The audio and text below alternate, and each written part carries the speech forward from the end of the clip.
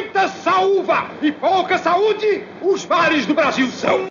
Obrigada, homens da minha vida. 6 hours is riding the subway before anybody notices.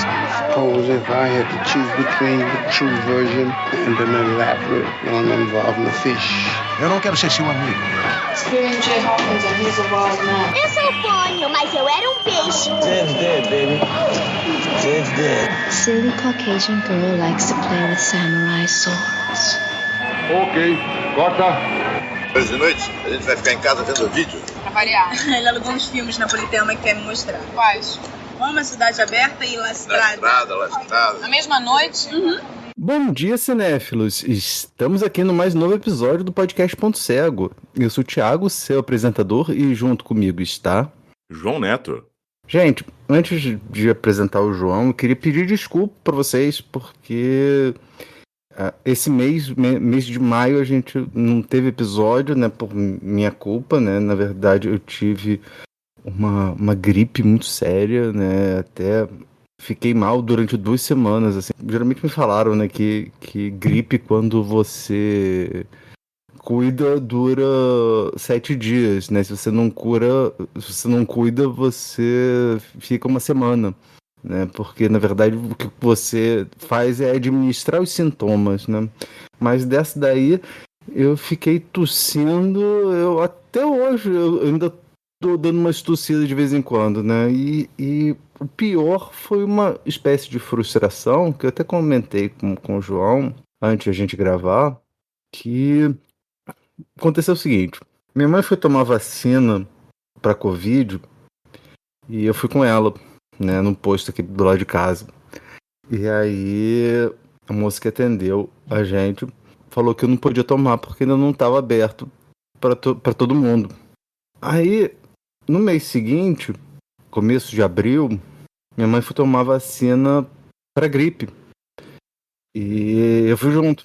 E aí eu perguntei assim, posso tomar? Não, porque só abriu para pessoas acima de 60 anos. Eu, tá. E de Covid? Não, Covid você vai ter que esperar 1 ano para poder tomar a vacina. E eu tinha tomado a última vacina em 26 de abril de 2023. E aí eu falei assim, tá bom. Aí eu pensei com os meus botões. Por que eu não tomo a vacina da gripe junto com a vacina da Covid? Aí quando abriu para todo mundo, eu falei assim, não, eu espero dia 26 de abril, eu volto lá e tomo as duas. Eu já tinha feito isso, já tinha tomado as duas em 2022. Pois bem, meus sintomas da gripe apareceram justamente no dia 26 de abril, né? Então... Brincadeira. É muita falta de sorte, né? Então eu fiquei bem parado, queria pedir desculpa pra vocês, queria pedir desculpa pro João, queria pedir desculpa pro pessoal do Bochecine, né? Que eles tinham aceitado participar conosco no mês de maio, mas acabei ficando doentado. A gente acabou não tendo a participação deles, mas eu vou ver com eles, ver se eles topam fazer isso num futuro mês, né? Não esperar pro ano que vem. Mas... dito isso, João, você já teve aqui em várias oportunidades, né? Mas esse pode ser o primeiro episódio que alguém escuta. Você gostaria de se apresentar de novo pra gente? Claro, meu nome é João Neto, eu tenho 30 anos, moro em Jaú, interior de São Paulo, sou formado em jornalismo e sou professor de letras também. Estudo cinema por conta já tem um tempo, tenho a minha página Cineratos, que finalmente está voltando essa semana. Assim que sair esse episódio, a gente já está com algumas publicações já programadas, então se vocês puderem já vão procurar lá no Instagram, o @Cineratos. E vez em sempre eu tô por aqui, aliás, que prazer que é poder estar de volta nessa bancada pra gente comentar filmes, cara. A gente pegou uma sequência ali, né, de momentos fragilizados, eu também tive laringite há um tempo atrás, e acabou juntando depois com a sua gripe, aí a gente teve esse hiato, né, mas agora a gente voltou com força, espero que daqui pra frente não existam mais essas pausas. Você viu algum filme bacana essa semana que você gostaria de indicar pros nossos ouvintes? Cara, olha, vi sim. Eu tava, na verdade, num jejum meio brabo, assim, de filmes, né? A gente comentou agora um pouquinho antes de gravar que tinha terminado o relacionamento, e isso acabou afetando um pouco a minha vontade de ver filme. E aí fiquei um tempão, assim, sem conseguir ver nada. Mas, recentemente, consegui pegar uma sequência aí de bons filmes. Na verdade, daria para citar uns 4 filmes legais, mas eu vou focar em um que tá no cinema ainda, né? Que, se não me engano, ele estreou tem umas 2 ou 3 semanas, e provavelmente quando esse episódio for ao ar, ele ainda vai estar em cartaz, que é o Planeta dos Macacos, O Reinado. Ele vai dar continuidade, né, à saga dos primatas, que teve esse... Não sei se dá pra chamar de reboot, mas talvez uma prequel da série original lá da década de 70, né? Só que agora a gente vai situar esses filmes num futuro distante, depois do último filme do Planeta dos Macacos de 2017. Aqui a gente já tem algumas sociedades de macacos surgindo, né? E aí vão existir diferentes pontos de partidas para essa sociedade. Então a gente vai ter uma sociedade mais pacífica, uma sociedade que está lidando com a violência como forma de organização social, e alguns dessas novas organizações sociais desconhecem completamente os feitos do César, que é aquele primeiro macaco que aprende a falar e que dá início a esse processo de revolução e de tomada da Terra, né? Enquanto isso, então a gente tem, né, essa perspectiva de algumas tribos que não conhecem realmente quem foi o César, e outras que até conhecem, mas passam a distorcer os ensinamentos do César para poder construir o próprio império, né? Aí, nesse novo mundo que a gente tem um líder macaco próximos, que está buscando escravizar outros grupos de macaco para adquirir algum tipo de tecnologia humana, né? E vai acabar desencadeando aí uma luta por poder e sobrevivência também. Na real, a gente vai acompanhar um macaco jovem de uma tribo que é mais pacífica, trabalha com cuidado de aves, né? O Noah. E aí ele vai testemunhar, né, a captura do clã dele, morte de várias pessoas, vários primatas do clã dele pelo Próximos, né? E aí ele vai iniciar uma jornada de busca de liberdade pro clã dele. E nesse meio tempo ele acaba trombando com uma humana que vai acabar ressignificando ali todas as relações e essa própria busca dele. Cara, um filme sensacional. Eu fui assistir sem tanta expectativa, né? A gente tem uma mudança muito brusca. Todos os personagens que a gente conhecia da trilogia anterior saíram. A gente tem uma mudança também de diretor. Quem tá dirigindo agora é o Wes Ball, que não tinha nada de muito impressionante no currículo dele, mas que, olha, sinceramente, acho que mantém o padrão da trilogia anterior. Acho que esse é um novo capítulo muito bem-vindo. Acaba discutindo todo um processo de perca de inocência, sabe? De consciência do mundo, que acho que é muito interessante. E que mantém, né, essa ideia de fazer algumas provocações que vão criar relação com o nosso momento atual. Cara, se puderem, vão ver no cinema, que é filmão esse. Eu só vi os 2 primeiros. Eu não vi a Guerra. Então eu precisaria ver a Guerra antes de ver esse. Pô, se puder, assista, Thiago. Acho que você vai gostar, viu? Não sei se você gosta dos outros 2. Gosto. Esse terceiro é muito bom também. E também preciso ver a série original também, que eu acho que eu vi só o primeiro, né? Não vi os outros. Olha aí, dá podcast, hein? Dá episódio, hein? Né?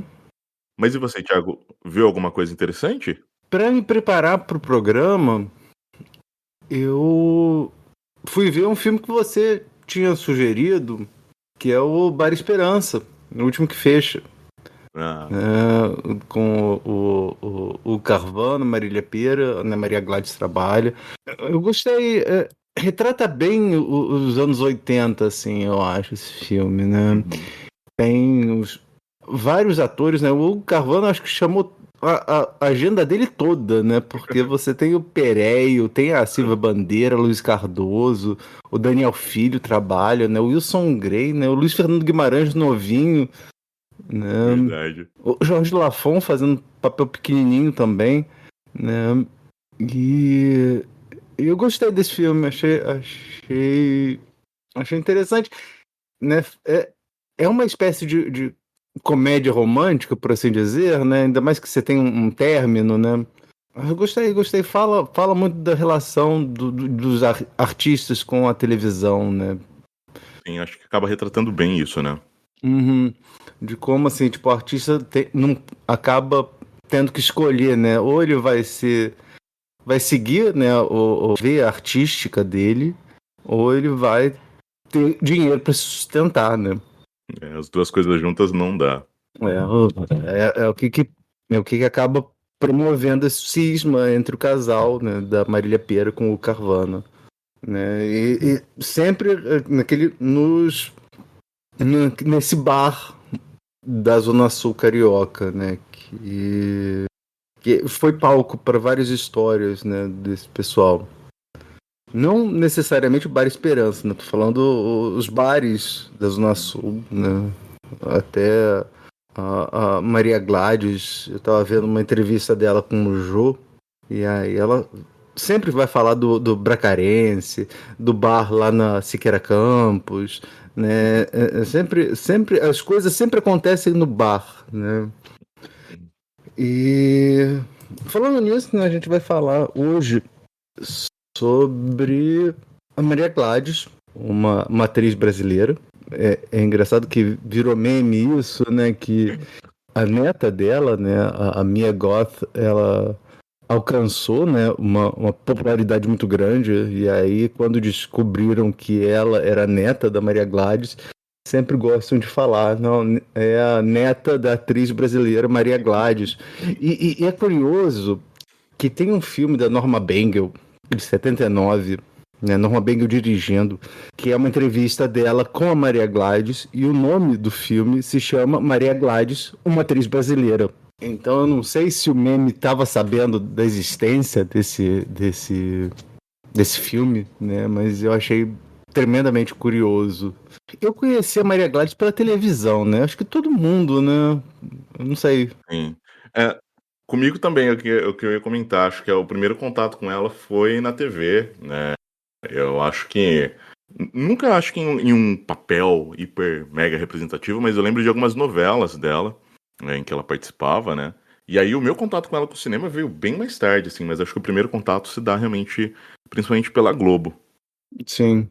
E vendo ela, né, nesses papéis até meio secundários, né, que ela faz, lá nas novelas, a gente não vê, né, como ela, junto com a Helena Inês, foi uma figura central, né, do cinema marginal, né, da Bel Air.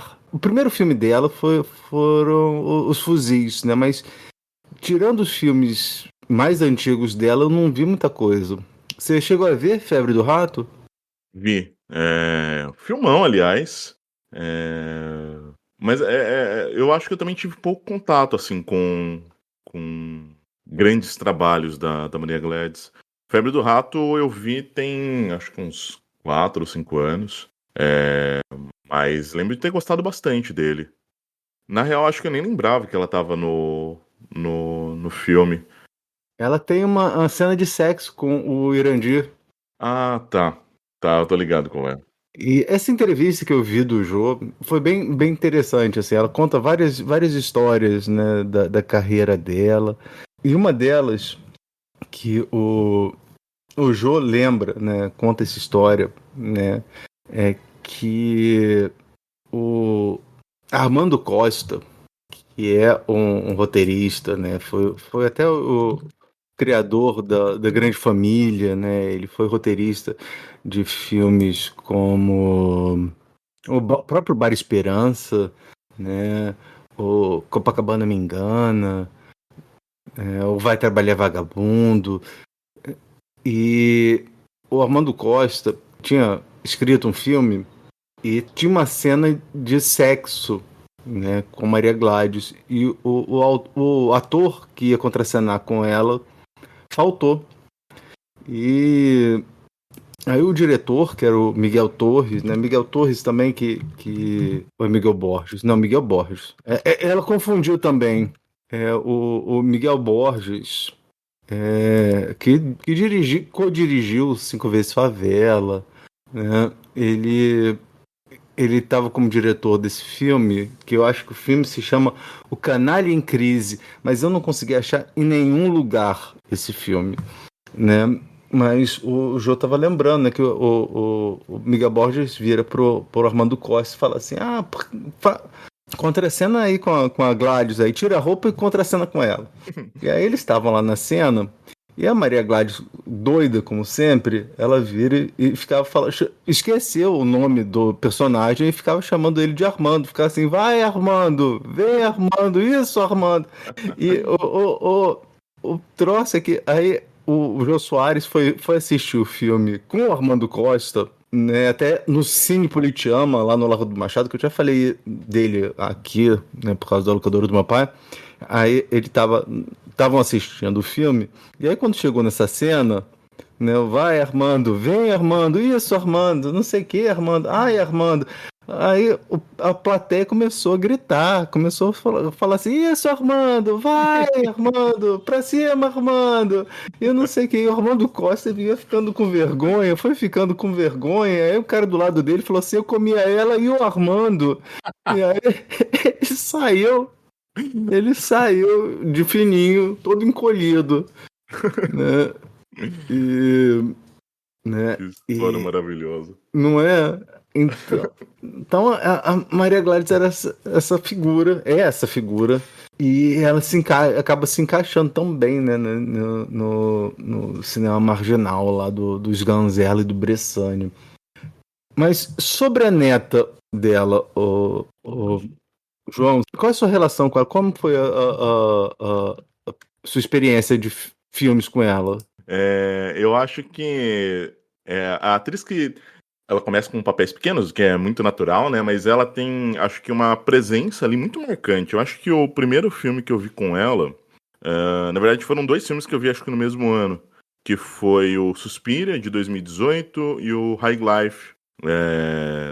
E 2 filmes que ela não tá ali como atriz principal, mas que ela tem um papel muito importante ali dentro, né? E aí você tem como eu falei, essa presença dela muito marcante.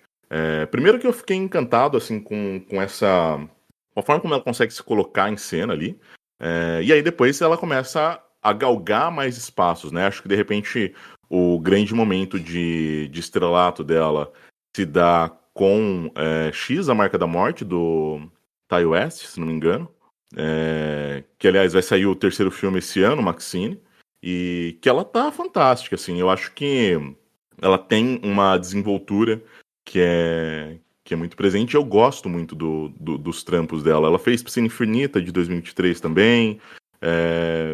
Acho que talvez eu até tenha visto outras coisas com ela antes, mas acho que High Life e o Suspiria, acho que foram os filmes que acabaram mais me marcando, assim. Mas é uma baita de uma atriz. Eu realmente espero ver ela galgando cada vez mais espaço, porque, olha, muito, muito, muito boa. O primeiro filme dela foi o Ninfomaníaca, do Lars von Trier, né? E até a própria Maria Gladys estava contando, né, essa história, né, que a Mia estava tentando, fez teste, ficou fazendo teste, sempre ficava na fase do teste, né, e durante 2-3 anos, né, e aí abriu essa oportunidade para ela filmar com o Lars von Trier. Aí a Maria Gladys falou assim, não, você fala com o Lars von Trier que sua avó fez filme com o Rui Guerra, né, vai saber quem é, né, e aí ela passou, né, e aí a Maria Gladys estava toda orgulhosa, falou assim, não, minha neta tá fazendo filme com o Lars von Trier, né, beijou a Charlotte Gainsbourg na boca, né. E eu também acho que os primeiros filmes que eu vi com ela foi o Suspiria e o High Life. Tem uma animação de 2022 chamada The House, A Casa, que são várias histórias passadas na mesma casa. Você já viu esse filme? Não vi, cara. Ele tá muito legal, tá na Netflix, já vou em stop motion, né? Em stop motion. Preciso ver ele. E aí, ano passado também eu vi o Maxine, o Pearl e o Piscina Infinita. Mas eu acho que assim, o que chamou atenção ao público brasileiro foi justamente aquela entrevista, né, que ela fala. Who is an unexpected source of inspiration? It would have to be my vovó, my Brazilian grandmother, who's also an actress in Brazil. You know, she's just had an incredible life and she's gone through a lot and she's always encouraged me to expand my universe as much as possible. I just think she's amazing. Já que a Mia fala dos filmes da vovó dela, os filmes que eu vi alguns filmes com ela, além dos 2 que a gente vai mencionar. E aí, queria ver contigo. Tem Os Fuzis, né? Do Rui Guerra, né? Do Rui Guerra. Tem 2 filmes do Domingos de Oliveira, né? Que é aquele Todas as Mulheres do Mundo e o Edu Coração de Ouro. Eu vi, acho que Todas as Mulheres do Mundo, que é muito bom, aliás. Uhum. Aí depois ela fez o Anjo Nasceu, que foi o primeiro trabalho dela com o Bressani, né? Que aí a gente vai ver como é que se desenvolveu mais, né? Uhum. E Copacabana Me Engana. E aí ela, quando o Bressani e os Sganzella fundam a Bel Air e eles fazem a Família do Barulho, ela participa, né? Ela em 71 ela participa do Mangue Bang. E depois teve outro documentário, eu falei do documentário que a Norma Bengel fez sobre ela, e em 2008 a Paula Gaetan faz um documentário chamado Vida, sobre a Maria Gladys. Também assim como o filme da Norma Bengel, também recomendo. Tem mais alguma coisa? Não, acho que só citando as 2 novelas que acho que eu mais lembro dela, que é Beijo do Vampiro, que eu tinha, sei lá, 8 anos de idade, mas é uma novela que eu adorava, e lembro dela estar presente na novela, e Seara do Destino também, que acabou me marcando muito. Acho que essas são as 2 novelas que acabaram me introduzindo ao mundo da Maria Gladys, e depois conhecer os trabalhos dela no cinema, mas legal a gente ter a oportunidade de falar dela. Acho que o lance do meme trouxe alguma luz assim sobre ela, né? Desde que a gente começou a brincar com essa coisa de ser avó da Mia Goth. E acho que é legal realmente ter esse espaço aqui pra gente poder falar um pouquinho dela. Vamos falar dos filmes então? Bora lá.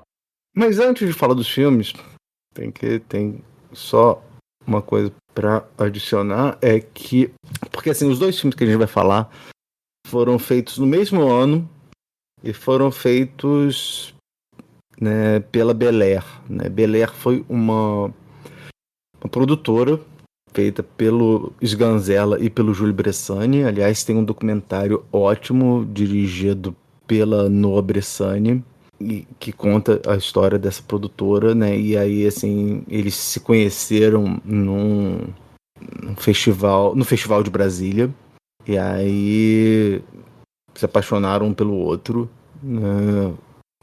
Um achava o outro genial, e aí eles falaram assim, não, vamos fazer o trabalho juntos. Aí eles fizeram, e aí eles iam fazer um filme com o Grande Otelo, e aí o Severiano Ribeiro tinha visto O Anjo Nasceu, gostou, e aí falou assim, não, você faz mais um, né? E eles iam fazer esse filme, e aí ele falou assim, não, por que a gente, em vez de fazer esse filme, a gente não faz 6?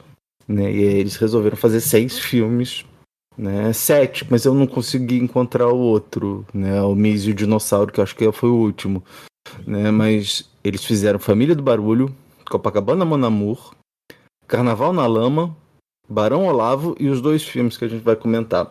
E esses 2 filmes são justamente os últimos da Bel Air, né? Porque eles acabaram tendo que ser montados em Paris. Porque o que aconteceu? O Bressani é filho de militar. E de repente ele recebe um telefonema do pai falando assim, Silvio Frota quer conversar com você. Aí o Silvio Frota, né, que era o general responsável aqui pela acho que era por essa região, fala assim, olha, a gente está recebendo denúncias que esses filmes que vocês estão fazendo, né, têm o objetivo de subverter a nação, né, estão sendo financiados por terroristas, pelo Marighella, sabe, umas coisas completamente nada a ver. E aí, sabe, os filmes deles tinham sido censurados, a Família do Barulho foi censurado, e aí o Bressani recebeu isso daí como, falou assim, olha, vamos embora, E aí eles acabaram indo para Paris e acabaram montando esses 2 filmes justamente em Paris. Então, agora que já falamos do tema, eu já fiz esse adendo, né? Vamos recapitular as regras do programa. Todo programa, eu e minha co-apresentadora, ou meu co-apresentador, ou meus co-apresentadores, escolhemos um tema. Hoje foram filmes estrelados pela atriz brasileira Maria Gladys. Então, o Jonathan, que infelizmente não pôde participar desse programa, né? Ele está pegado no trabalho, a gente até tentou contemporizar, mas também ficou difícil a gente achar um dia que dava para nós 3 participarmos, né? Mas o Jonathan escolheu um filme dentro desse tema, ao qual o João ainda não havia assistido, e eu escolhi um ao qual o João ainda não assistiu. Ou seja, eram 2 filmes que estavam lá nos nossos pontos cegos. Nós vimos os filmes e agora conversaremos sobre ele. Thiago, qual é o primeiro filme da nossa discussão? Sem essa, Aranha, de 1970. O filme foi escrito e dirigido por Rogério Sguinzala, estrelam o filme Helena Ignez, Jorge Loredo e, claro, Maria Gladys, com participações de Luiz Gonzaga e Moreira da Silva. Sinopse: sátira do cinema marginal sobre o período chamado Milagre Econômico, propagandeado pelo governo ditatorial, Aranha é um contraventor que enriqueceu ilegalmente através de golpes e tramóias. Sua grande quantia em dinheiro guardada o permitiu comprar um grande casarão construído no meio da favela, onde vive com suas 3 mulheres. Essa sinopse vem do site Adoro Cinema. A gente tinha comentado, né, antes de começar a gravar, que eram filmes bastante densos, né?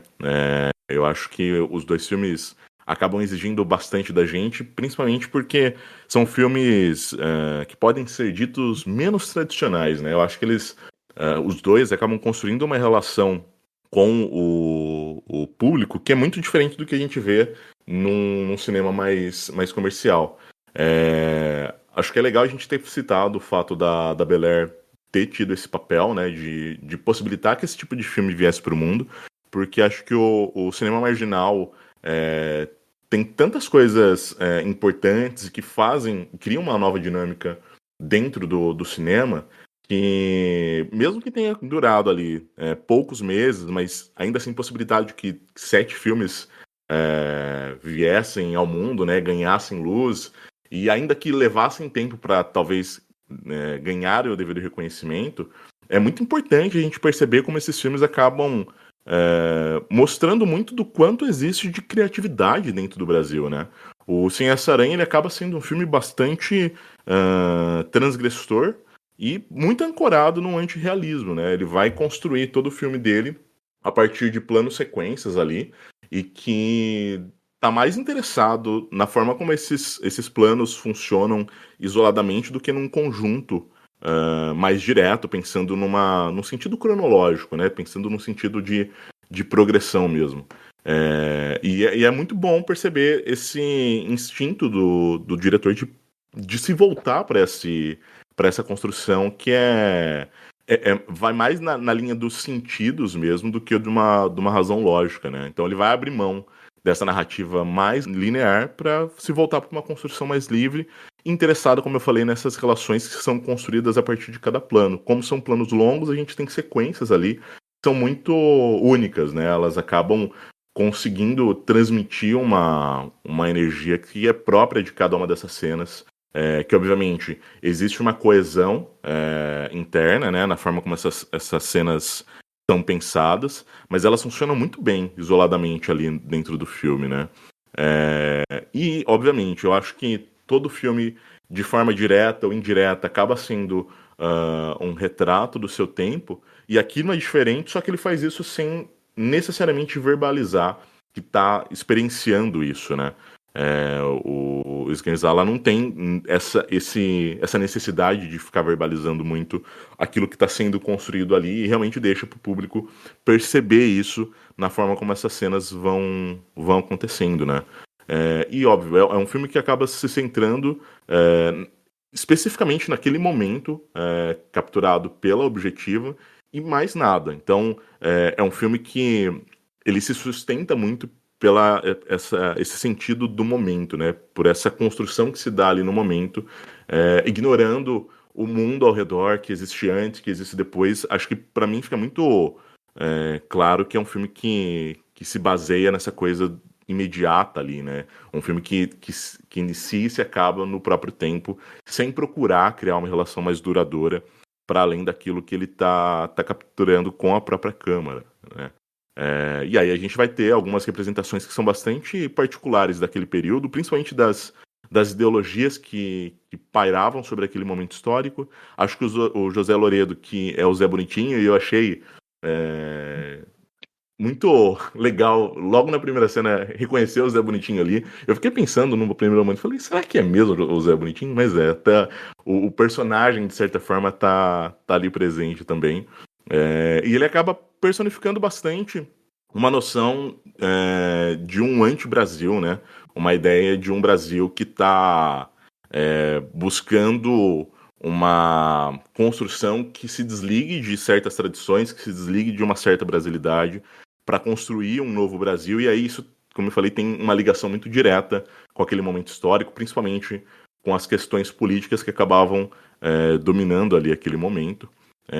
E aí, né, não dá para falar do filme sem falar da nossa atriz que é tema, né, que é a Maria Gladys, junto da Helena Guinness, que acabam potencializando, né, as sensações dúbias e contraditórias que a gente vai ter ao longo desse filme, né, e que funciona também como um registro de uma mistura de sentimentos que vai passar do ódio pela repulsa e revolta. Acho que são personagens que têm uma certa evolução, ainda que o filme não foque, né, nesse sentido de progressão, mas elas acabam, de certa forma, funcionando como um catalisador ali também desses sentimentos que vão evoluindo ao longo das cenas, né?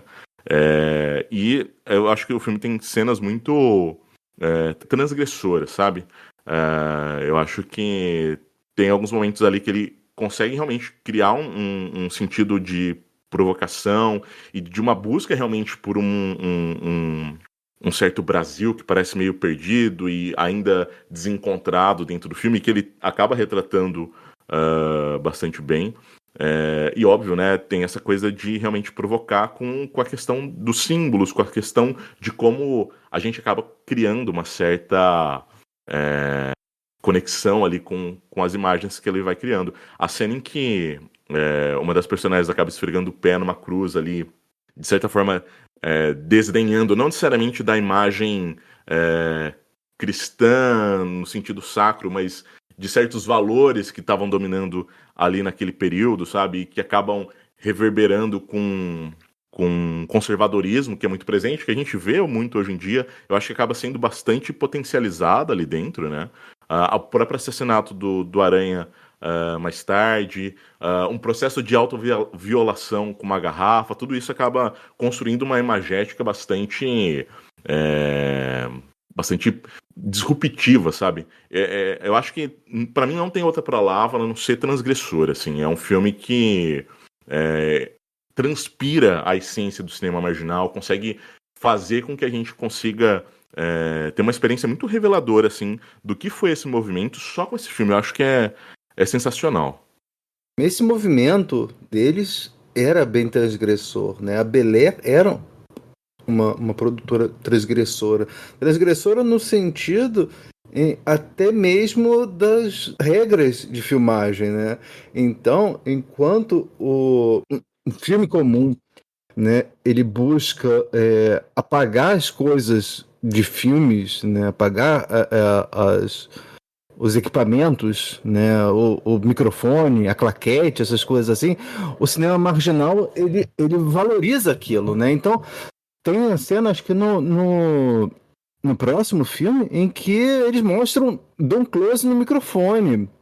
E no Família do Barulho, eles mostravam claquete, sabe, do filme, né, o Guará batendo a claquete.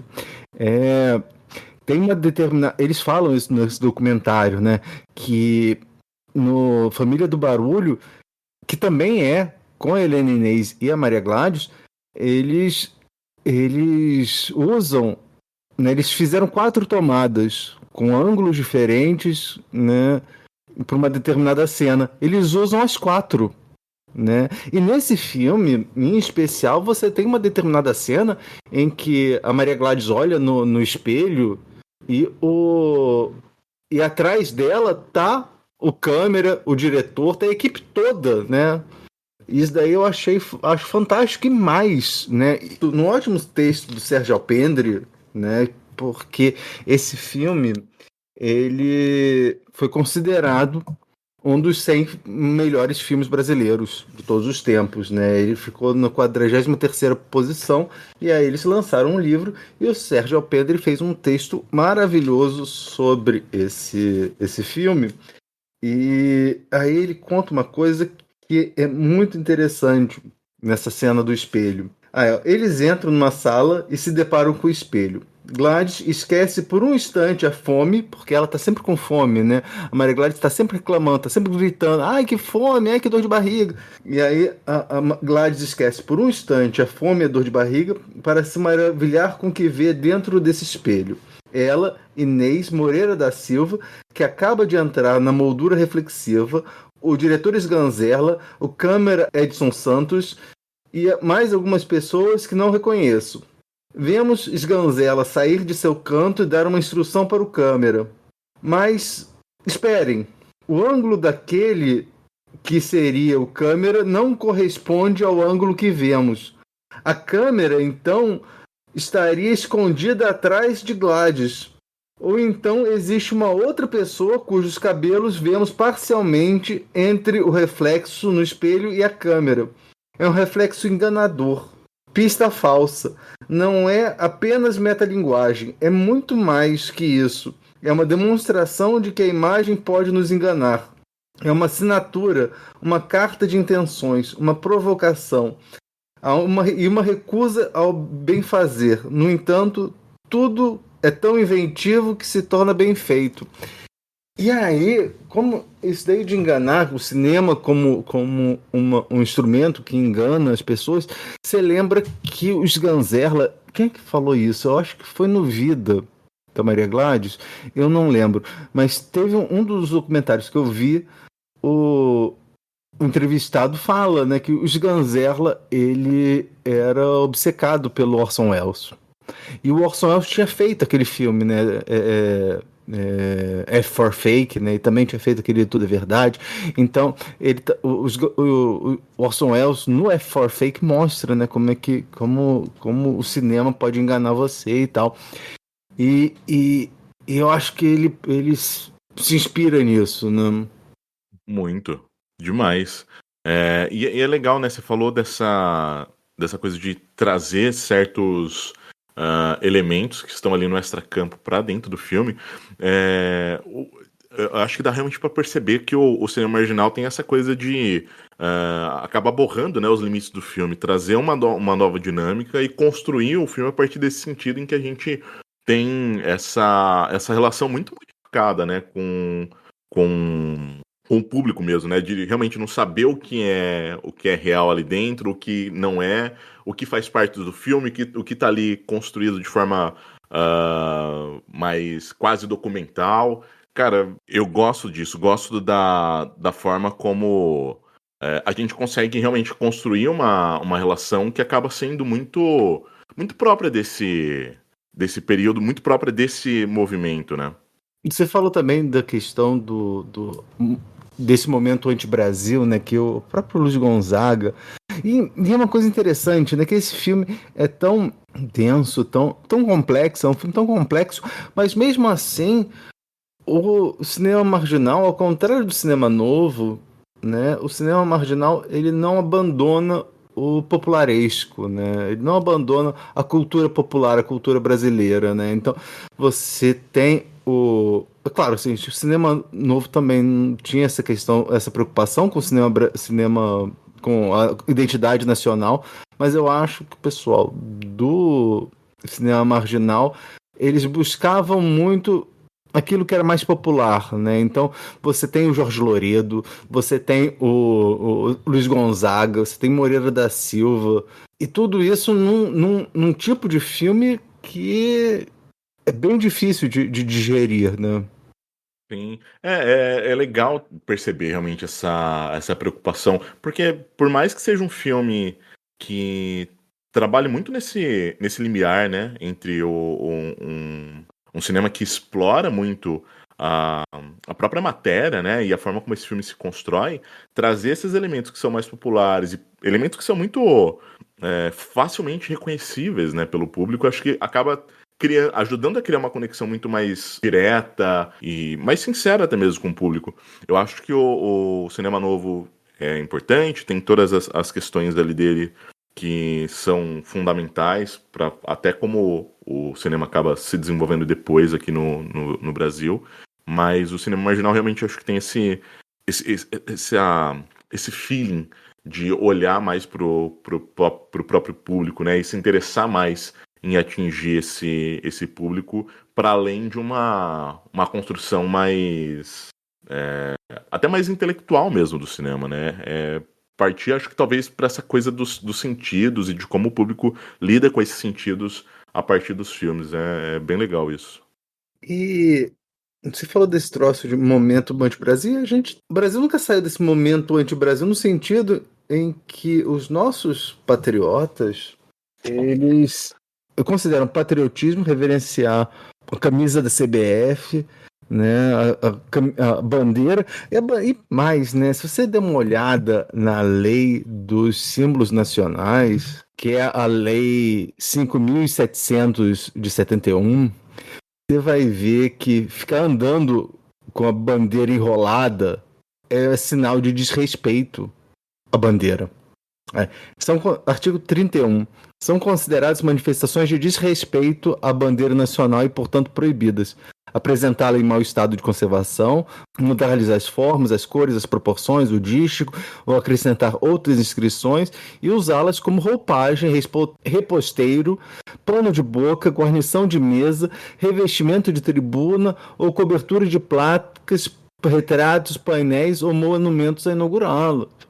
Então, sabe, mas em compensação, né, eles ficam falando, eles ficam alardeando como eles amam o Brasil, não sei o que, mas a cultura nacional, a cultura brasileira, aquilo que nos faz brasileiros, eles odeiam. Odeiam Luiz Gonzaga, né? Odeiam a música popular, eles odeiam. Filme brasileiro, então, né? Então, esse pessoal que até mesmo o próprio ex-presidente na época de campanha, né, quando tinha muito imigrante aqui, né, ele estava reclamando dos imigrantes, aí alguém falou assim, mas se fosse da Suécia, aí ele falou assim, você acha que alguém da Suécia vinha para um lixo aqui? Puta que eu pariu, cara. Vinha para esse lixo daqui? E foi eleito. Então, você tem esse complexo de vira-lata, ao mesmo tempo você fica arrotando que você é patriota. Não faz sentido. E é isso, né? Eu acho que essa noção de a gente valorizar aquilo que é próprio do brasileiro e aquilo que o Darcy Ribeiro vai falar, isso é importante, né? E ele estava falando desse movimento anti-Brasil, mas eu não sei, é isso que eu estava pensando agora. Eu acho que esse complexo de vira-lata do Brasil, aliás, tem um Meteoro tem um vídeo ótimo sobre o complexo de vira-lata, é uma constante aqui no nosso país, né? Sim, acho que tá muito presente, sabe? Você citou o Bolsonaro, e dá pra citar o Bolsonaro, dá pra citar ídolos do esporte, um Neymar da vida, que aliás é apoiador do Bolsonaro. Ultimamente tem se discutido muito sobre a questão da privatização, né, das áreas de praia, com apoio, obviamente, do Neymar e dos Bolsonaro da vida, né? E, cara, não tem coisa mais brasileira do que, sei lá, cara, pegar um final de semana e ir pra praia, sabe? E um dos únicos pontos que a gente tem realmente de democráticos, de democrático acesso é as praias, né? Em que todo mundo pode frequentar. Até isso busca-se, de certa forma, privar as pessoas e cortar uma coisa que é muito brasileira, sabe? O personagem do Jorge Loredo tem muito das falas dele, né, que são soluções muito fáceis e simples para lidar com as questões do Brasil, né? Só tirar fome do dicionário. Exato. Tipo, cara, são coisas que eu ouviria na boca do Bolsonaro, sabe? São coisas que eu ouviria na boca de qualquer patriota. Então, É um filme que não tem essa preocupação, né? De criar uma relação que seja contínua e que reverbere por anos a fio. Na verdade, ele tá interessado naquele momento, no momento em que aquele filme foi feito e ponto, sabe? Mas ele ainda reflete muito do que foi o Brasil de lá pra cá e do que é o Brasil hoje em dia, né? De como o Brasil ainda se constrói em cima desse tipo de personagem e dessas ideias que são muito desconexas e distorcidas, mas que incrivelmente ainda tem espaço, né? Incrivelmente ainda tem gente que apoia e que acha incrível esse tipo de discurso. É medonho. Não, e o Aranha, né, o personagem do Jorge Loredo, que é o Zé Bonitinho, ele representa as classes dominantes, né? Então, desde aquela época, as classes dominantes são desse jeito, são tacanhas, acho, com soluções fáceis para problemas complexos, né? E também elas chegam à riqueza através de golpe, né? Porque conta-se no filme que ele enriqueceu vendendo apartamentos, carros, né, casas, né, 6, 7, 8 vezes para pessoas diferentes, né? É típica coisa de patriota. Não é? Mas aí, em determinado momento, você tem o Luiz Gonzaga, né? Luiz Gonzaga cantando uma música e enquanto isso, a Helena Inês fica girando em volta dele, falando planetazinho vagabundo, o sistema solar é um lixo, subplaneta... Eu falo isso porque já tem uns 2, 3 anos em que todo meu aniversário eu ponho exatamente essa cena, falando assim, mais um ano nesse planetazinho vagabundo. E o filme fala também, né, da questão da violência, né, da Esquadrão da Morte levou um homem e uma mulher. E o Jorge Loredo tá lá cantando, coisa parecida, né, não tá nem prestando atenção no que a mulher tá falando. E é engraçado que eles filmam justamente lá no Vidigal, que é uma comunidade aqui no Rio, que é ao lado, assim, tipo, ao lado dela tem assim, tipo, tem mansões, tem hotel, não sei quantas estrelas, sabe? De frente pro mar, né? Então, essa região mostra justamente como é que, assim, tipo, você tem gente, né, em comunidade, ao mesmo tempo você tem gente muito rica, né?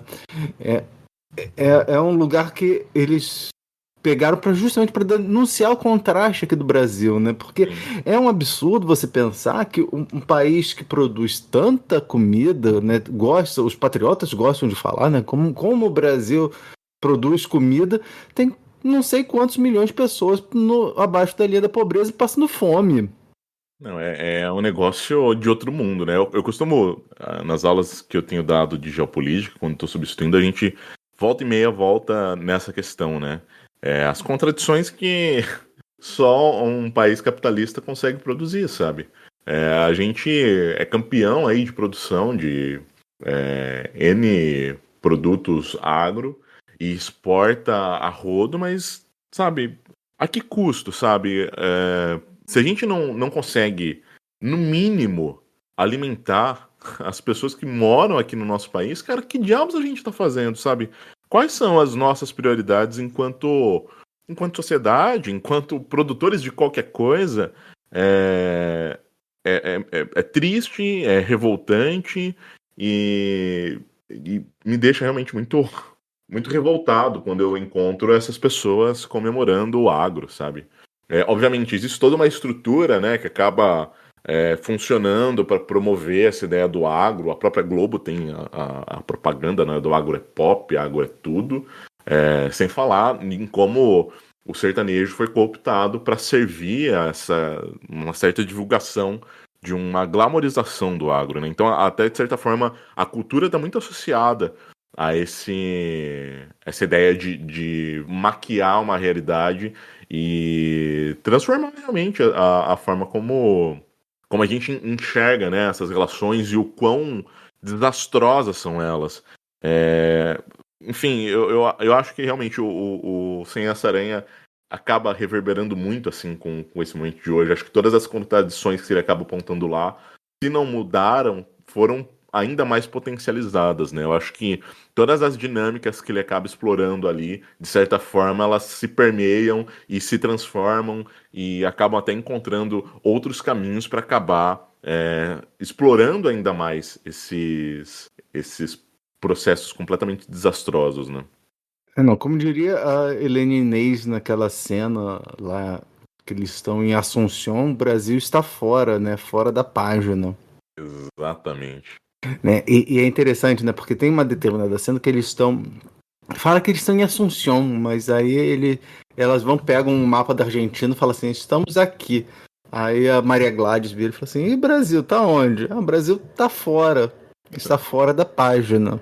Né? Eu não sei, tem mais alguma coisa? Eu acho que não, Thiago. Eu acho que assim, obviamente, né? A gente pode esmiuçar esse filme a esmo, a gente fazer um podcast de 8 horas, que acho que nunca vai acabar esgotando esse filme, né? É um filme tão maior, assim, tão representativo, não só do próprio movimento, mas de um Brasil, como a gente comentou, né? Que ainda é muito, muito atual, que a gente poderia realmente estender isso aqui ao infinito. Mas acho que a gente trouxe algumas contribuições legais aí. Agora vamos para o próximo filme, né? Espero que o próximo filme não tenha tanta crítica social assim, né? Vai lá. Piadista. Tiago, qual o segundo filme da nossa discussão? Cuidado, madame. Também de 1970. O filme foi escrito e dirigido por Júlio Bressani, atuam no filme Helene Inês e, claro, Maria Gladys. Sinopse: 2 empregadas domésticas matam as patroas como serial killers sedentas de consumo e felicidade. A liberdade de improviso das atrizes Maria Gladys e Helene Inês é total, assim como o da câmera. O filme começa, depois se dispersa como um poema libertário que une influências heterogêneas. A peça de Jean Genet, As Criadas e As Chanchadas de Watson Macedo. Essa sinopse vem do site Filmou.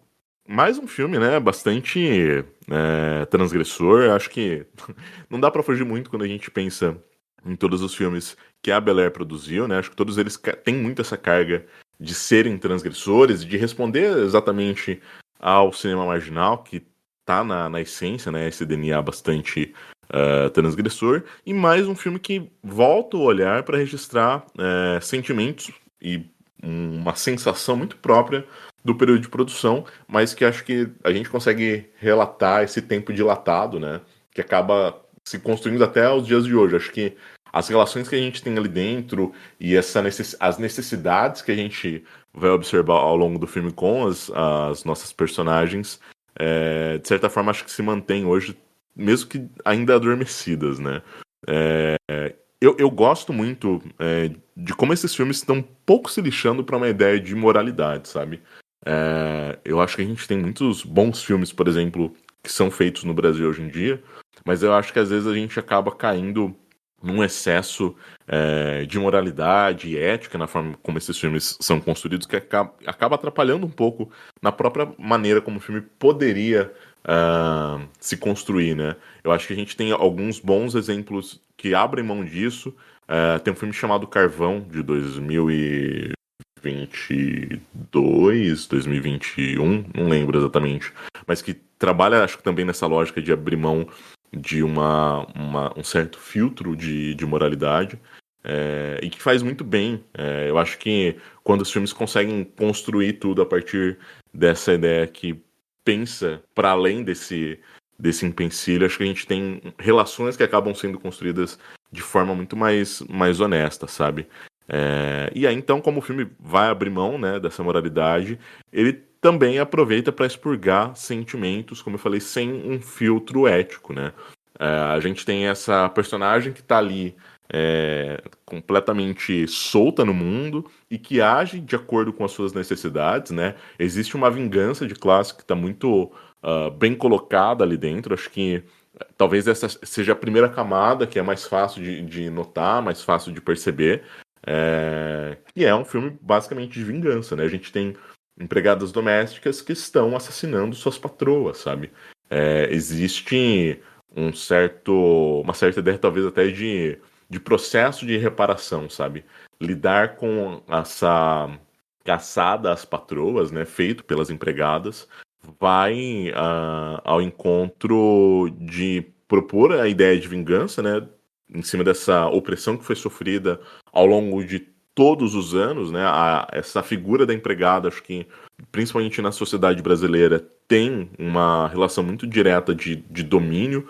A gente vai ter depois o Que Horas Ela Volta, que acaba explorando isso também, obviamente numa lógica bem menos agressiva e bem menos violenta, mas que ainda assim acho que acaba reverberando muito dessa dinâmica, né, que estava presente lá em 70 e está presente hoje em dia ainda, de forma também muito, muito problemática, né. E esse processo de matar, né, as patroas, além de ser uma vingança, acaba sendo um processo de libertação também, né? A gente vê essas empregadas podendo viver a vida da forma como elas desejam, né? A gente vê elas depois caminhando pelas ruas, a gente vê elas dançando na casa depois de matar uma das patroas, que era uma megera. Então acho que o filme acaba se balanceando entre essas duas vertentes, né? A vingança e o processo de liberdade que traz esses assassinatos, né? E a gente tinha comentado anteriormente que existe uma coisa do cinema marginal que acaba borrando esses limites, né, do real e do que é encenado, e aqui não é diferente. Eu acho que a gente tem aquelas cenas externas em que a gente vai acompanhar as protagonistas andando pela rua, e a gente tem figurantes ali que não necessariamente são figurantes, são transeuntes mesmo. São Sim. pessoas que estavam andando ali, tanto que alguns deles não ignoram a câmera, e o operador de câmera ali também não estava interessado em que eles a ignorassem, né? Então a gente tem esse trato mais direto e que, como eu falei, acaba, acho que, borrando bastante esse sentido, né, de tipo, onde começa o real, onde termina o que é encenado, como essas relações vão se estabelecer ali dentro. Mais uma vez, é um filme bastante transgressor, como o anterior, e acho que é super válido, né, é um filme que também se mantém, apesar de se voltar muito para esse registro daquele período, né, daquele momento histórico, é um filme que se mantém muito atual. Olha, você falou uma coisa e eu tava aqui pensando. Eu acho que o Que Horas Ela Volta ficaria 300 vezes melhor se a Regina Casé pegasse uma... Regina Casé não, a Val pegasse uma faca e desse um jeito na Dona Bárbara, porque... Eu ia adorar. Né? Porque, aliás, eu participei de um episódio, eu falei isso, né? No final de abril, eu gravei um episódio com o pessoal do Cultura Pop a Rigor e a gente falou justamente sobre trabalhadoras domésticas, né? A gente pegou 3 filmes e discutiu, né? A gente foi o Mulheres Diabólicas, do Chabrol, foi o Parasita e O Que Horas Ela Volta, né? E aí, eu vendo esse filme, eu falei assim, poxa, podia ter sugerido para os meninos esse daqui também, que esse filme também fala sobre isso. E aí eu lembrei uma coisa que eu até acabei esquecendo de falar no episódio, né, de relação de empregado doméstica. Fiz um cursinho para passar na prova da OAB, isso já tem 20 anos. O professor do cursinho de Direito e Trabalho falou assim: esse pessoal fica chamando empregada de secretária. Queria ver botar secretária na carteira de trabalho. Naquela época nem carteira de trabalho assinavam, né? Imagina, né? Foi justamente a PEC das domésticas que causou todo esse rebuliço, né? O pessoal até brinca, né? Fala que foi justamente a Jéssica ter passado no vestibular e o Fabinho não, é que levou o pessoal da classe média a ficar contra o PT, né? Você falou disso, da participação, né, dos transeuntes, né? E você vê isso em vários outros filmes, né? Até mesmo na Cunaíma, Joaquim Pedro, você tem isso também, né? O pessoal indo, olhando pra câmera. E aquilo, né? O cinegrafista não tá preocupado com isso. Não tá preocupado em não filmar essas pessoas, né? Até tem uma hora que um cara esbarra na Maria Gladys. A Maria Gladys tá indo pra praia, e aí E aí tem um outro também, nesse mesmo filme, né, que o cara vai e aparece corta a câmera, né? As duas estão lá. Tem uma cena, acho que é um plano de sequência que elas saem da praia e pegam a Sá Ferreira até a Nossa Senhora de Copacabana, e aí um cara passa na frente, assim, com as mãos para cima, assim, e eu não vou refazer a cena, não, continua. E eu tava até conversando com a minha mãe, quando a gente tava vendo esse filme, né, de como as coisas mudaram, né, assim, porque é um sentimento esquisito, né, porque, assim, a gente conhece essa rua, mas, assim, isso daí tem 50 anos, né, esse filme. Então, como as coisas mudaram, né, os ônibus mudaram, até mesmo no Sem Essa Aranha, né, começa o filme numa concessionária lá na Lagoa Rodrigo de Freitas. A gente conhece o lugar, mas não reconhece o prédio, né? Cara. É um sentimento muito, muito esquisito. E é interessante também você ver a presença, melhor, a ausência da polícia, né? Porque você tem o carro da polícia, né? O camburão da polícia, mas você não vê policial na rua. Não. Você só vê a polícia. Aliás, tem até uma cena clássica do Copacabana Mon Amour, que é um outro filme feito, né, pela Bel Air, né, nesse ano, de 1970, em que a Sonia Silk, né, que é a personagem da Helene Inês, vai e se maqueia no vidro retrovisor de um carro de uma Patamo da PM. E igualmente não tinha nada, o policial não estava presente. Eu achei, era um filme que eu também não tinha visto, era um filme que eu queria ver, porque assim, eu quis fazer esse episódio já tem mais de um ano, né? Acho que no ano passado eu tava pensando, mas aí acabou tendo problema, acabei não continuando o programa, né? E a gente acabou não fazendo o mês do cinema brasileiro, que é uma coisa tão tradicional no nosso podcast, tanto que eu já falei com o João, que assim, muitas vezes as maiores audiências são justamente as de cinema brasileiro, né? O episódio do Cinema da Retomada, né? Tem muita gente que já ouviu, né? E os outros do cinema brasileiro são sempre muito bem pedidos, e é uma surpresa, né? A gente acaba não falando muito de lançamento, né? A gente acaba falando sobre cinema nacional, e ter esse tipo de recepção é muito legal. Não, é muito bom, né, cara?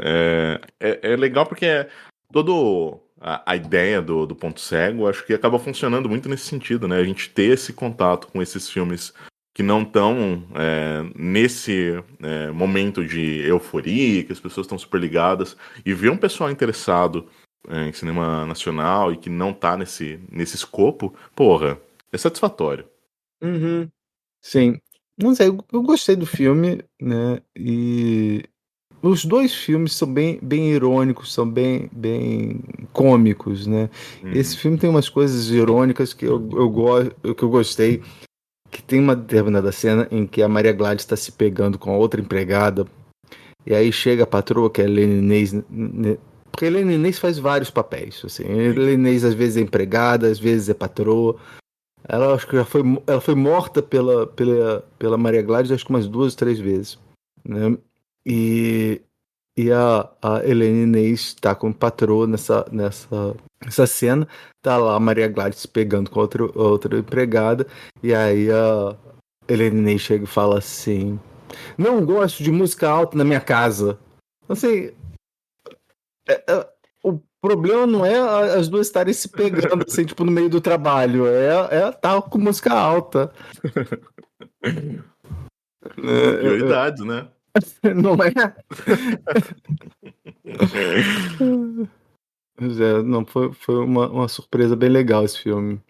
Não, eu também gostei, cara. É legal porque, assim, são filmes que eu não fui procurar sinopse, não fui ver nada, e ter esse primeiro contato é um choque, tanto o Sem Essa Aranha quanto esse. Acho que como eles propõem desde o início, né, essa relação muito disruptiva com o próprio cinema, você já vai de encontro com um choque muito grande, né? E aí você fica, caralho, o que vem depois disso, sabe? a gente já tem uma interação mais direta com a câmera, a gente já tem uma construção da própria mise-en-scène que é muito diferente do usual, do habitual. E eu acho que essas provocações são o que tornam o filme muito instigante até hoje. Porque se era disruptivo em 1970, hoje acho que ainda continua muito disruptivo, assim.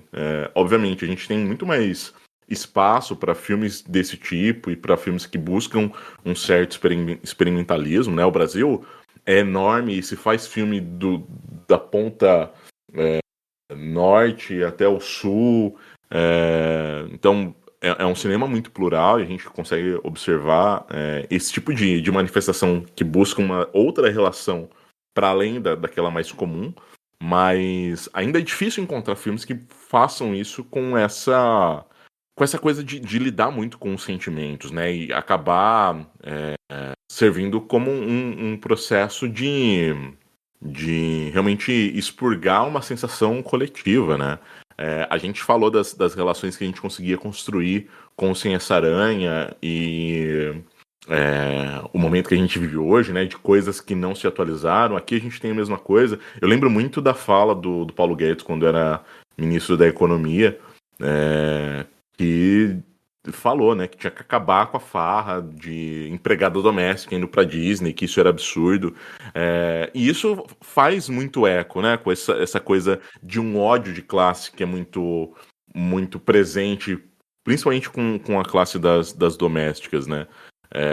Óbvio, a gente teve avanços muito importantes, né, você falou da PEC, que acho que foi o que acabou cimentando, né, a construção de uma classe realmente reconhecida e que tem direitos e que deve brigar por eles, mas ainda assim existe essas relações que estão muito permeadas por uma questão de poder ali que acaba se colocando pela própria posição em que esses trabalhos acontecem, né? Então é um filme que consegue ainda traduzir esse sentimento e é bom, por um lado, né, conseguir perceber que é um filme que, mesmo focado muito naquele período, ainda acaba sendo muito transgressor e até, de certa forma, muito... eu não sei que palavra usar, mas muito potente, sabe? De conseguir transmitir esse sentimento até de gozo, de certa forma. Tipo, mano, que foda ver essas empregadas matando as patroas, que são umas filhas da puta do caralho. Que gostoso observar isso. Mas, ao mesmo tempo, é isso, sabe? A gente ainda tá dentro dessa bolha em que a gente precisa expurgar essas vontades a partir da arte, sabe?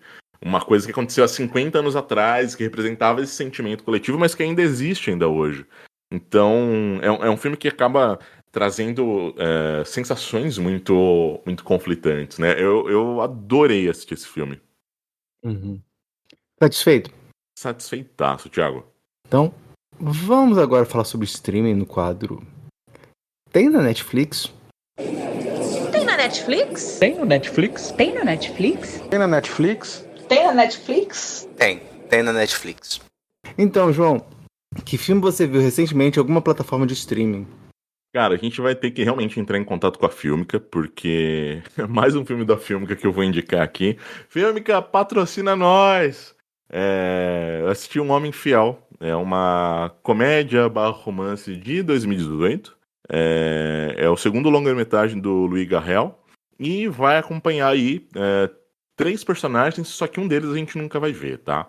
A gente começa com a Marianne, que tá deixando o namorado dela, o Paul. Ela vai dar notícia de que tá grávida. E o Paul fica super empolgado e emocionado e feliz, só que no momento seguinte ela diz: opa, calma aí, o filho não é seu, Paul, é do seu melhor amigo.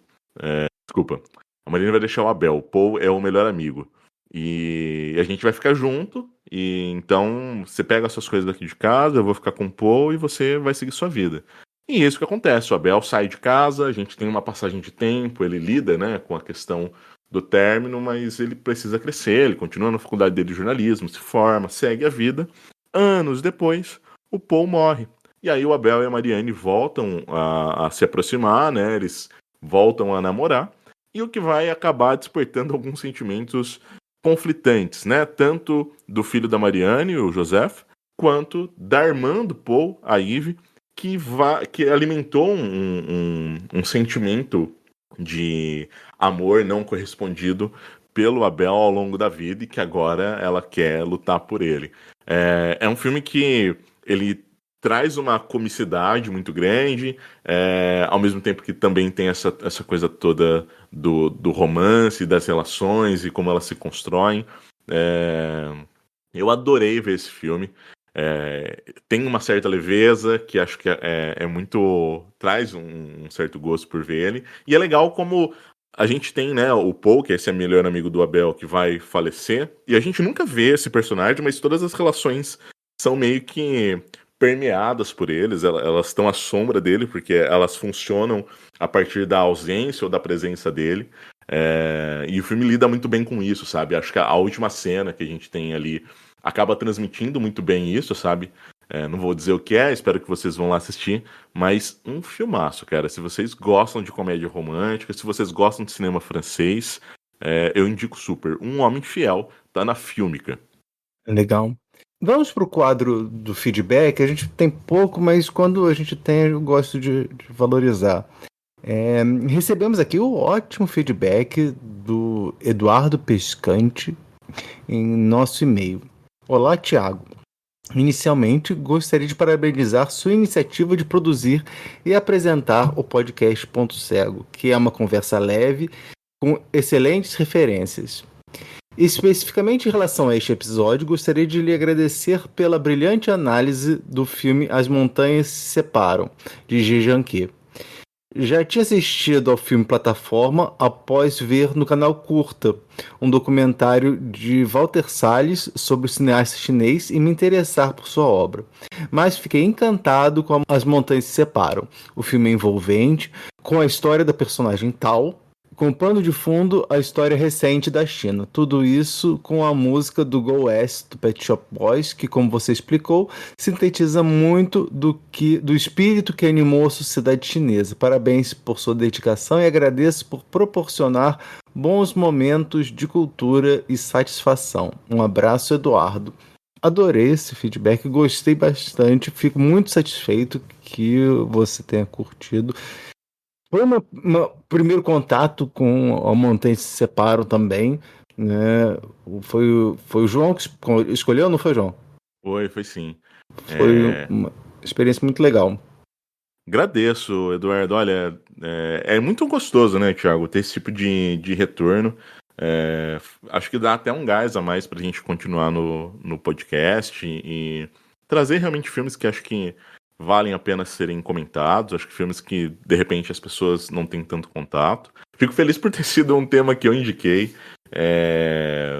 Acho que é um daqueles episódios em que eu adorei gravar. Acho que episódios que a gente conseguiu trazer algumas contribuições muito, muito interessantes e realmente acho que poder compartilhar com vocês as nossas impressões é sempre um privilégio muito grande. Então, Eduardo, mais uma vez, muito obrigado. E, gente, vocês que estão ouvindo a gente, acho que sempre que possível, mandem pra gente esses feedbacks. A gente realmente gosta muito de poder ouvir vocês também. E é legal abrir esse espaço, tá? Até mesmo para, de repente, trazer impressões de vocês sobre os filmes e poder comentar aqui também. Isso é bem, bem bacana. Sim, não, e também se vocês quiserem mandar indicações, eu falo, né, no final, manda indicações. Se vocês quiserem mandar indicação de tema de programa, de filme pra gente comentar, a gente comenta numa boa, não é, João? Nossa, a gente vai adorar, na verdade. Eu acho que, de repente, até vocês têm referências que não são necessariamente as nossas, né? E permite que a gente tenha contato com obras, com diretores, atrizes, atores, até movimentos cinematográficos que estão nos nossos pontos cegos. Então, essa participação de vocês é fundamental também para continuar com o nosso projeto, que continuar com o podcast. Então, sempre que vocês puderem, sempre que vocês quiserem, mandem aí os e-mails, serão sempre bem-vindos e vocês têm espaço cativo aqui na nossa bancada, né? E você tem algum meio de contato, João? Tem, olha, vocês me encontram nos de sempre, tá? Vocês podem me encontrar no Twitter, que é o @João_Neto93, No Instagram vocês me acham pelo _João, _Neto, _. E obviamente agora no Cineratos, que volta a partir dessa segunda-feira. No caso, na quinta já vão ter algumas coisinhas ali publicadas, que é o @Cineratos. Sigam lá, vão ter coisas também do Ponto Cego por lá também. Acho que é legal se vocês puderem dar essa força pra mim. Quer promover alguma coisa? Vai dar uma antecipação do que tá rolando lá? Cara, a gente, como eu falei, vamos ter alguns pequenos relances ali de momentos dos nossos episódios gravados aqui no Ponto Cego, né? Então a gente trouxe alguns videozinhos com alguns cortes dos episódios. Acho que é bem legal, assim, para quem já ouviu o episódio, para relembrar de algumas coisas, para quem não ouviu, poder ter contato também, um primeiro contato. Essa semana eu pretendo trazer alguns vídeos comentando sobre filmes lançados. Vai ter um vídeo sobre A Primeira Profecia. Vai ter um carrossel com um texto sobre Furiosa, filme que saiu agora do George Miller. Então tem bastante novidades, coisas que estão ainda em cartaz para vocês conferirem. Acho que vale a pena dar uma olhada lá. E, obviamente, né, a ideia agora é continuar com o Cineratos até o fim. Então vamos seguir aí com as publicações. Estou bem empolgado. Na verdade, agradeço você, Thiago, voltar para a bancada, poder voltar a gravar. Acho que foi o que me deu um gás assim, para poder voltar com esse projeto. Então, sem você, Thiago, sem o Ponto Cego, talvez o Cineratos estivesse ainda no limbo. Então eu só agradeço, viu? Da mesma forma, né, João? Eu acho que se não fosse por você, eu acho que eu tinha parado na primeira vez que alguém falou que alguém desmarcou, e aí né, você que me deu uma força. Esse ano, né, a gente só não gravou maio por conta da minha gripe, mas eu fico muito satisfeito em ter você assim sempre que você pode, né, sempre que possível. E eu tava pensando aqui, eu sou completamente analfabeto em Instagram. Você falou em carrossel, eu já pensei no Cirilo, na Maria Joaquina, mas na versão de 90, porque eu não vi a versão nova. Mas eu não sei, nem sei do que se trata. Na verdade é uma postagem com... É que pra mim é muito... Eu preferia, na verdade, trabalhar só com texto no Instagram.